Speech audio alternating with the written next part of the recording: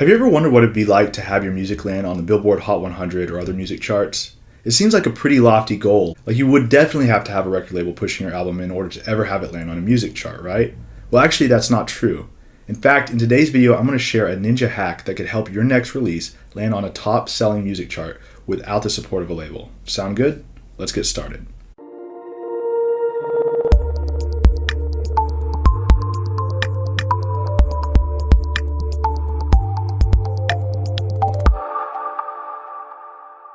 Having an album debut on a Billboard chart or iTunes Top 100 is a great accomplishment for any musician. And charting isn't just for bragging rights. It's also going to help you sell a lot more music as well. If your album debuts on iTunes Top 100, you can be sure that you're going to see a lot of sales just from that. So how do you get your album to debut on Billboard and iTunes charts?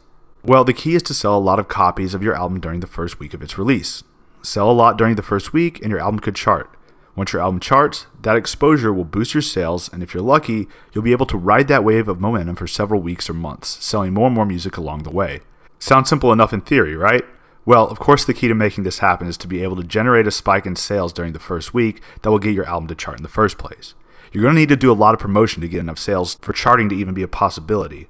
But today I'm going to let you in on a little hack that could dramatically boost your sales during the first week of your album release. So here's a little secret that many independent artists simply aren't aware of.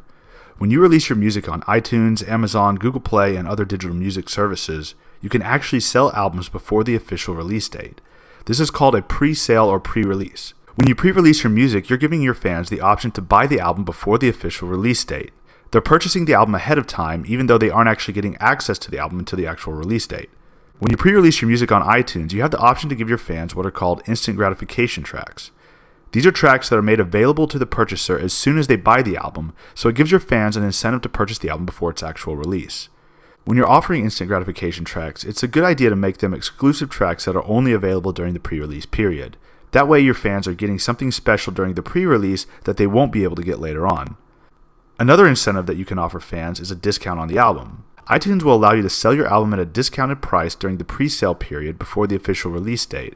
Then once the official release date arrives, the album price will automatically increase. So iTunes makes it easy to incentivize your fans to purchase your album early with features like instant gratification tracks and a discounted pre-sale price. Now this is great for your fans, but what's the benefit for you as the artist? Well, besides simply giving your fans an added reason to buy your album, these sales that happen during the pre-release period are all attributed to your week 1 sales. The pre-release period could be as long as 6 months leading up to your album release. That means you could be selling your album for 6 full months prior to the official release date and have 6 months worth of sales that are all being counted toward your week 1 sales. Having 6 months worth of pre-sales that are all being counted toward your week 1 sales will help you get a big sales spike when your album's released. If that spike is big enough, your album will chart, and once your album charts, you're going to get a lot of exposure to a massive audience. And that exposure will in turn lead to more sales, which could keep your album on the charts for even longer, which of course will result in more sales. So you can imagine how the success from charting during the first week of your album's release could snowball into something much bigger. So before you set a release date for your next album, think about running a pre-release promotion. It doesn't necessarily have to be 6 months. A lot of your fans simply won't care to purchase an album that won't be available for another 6 months. A 30-day pre-release is very common, but it's entirely up to you to decide on how you want to promote your album during the pre-release period and how long that pre-release should be. But I hope this video has at least helped you better understand how a pre-release can really benefit you when you release your next album. And if at this point you're wondering how you would even go about promoting your album during the pre-release period in the first place, I'll simply say it's all about the email list. Your number one marketing asset as an independent artist is going to be your email list of fans. This is something that I'm harping on a lot on this channel, but that's because it's true. You need to be collecting your fans' email addresses so you can notify them about upcoming tours, album releases, new merch for sale, and pretty much anything else you want to promote.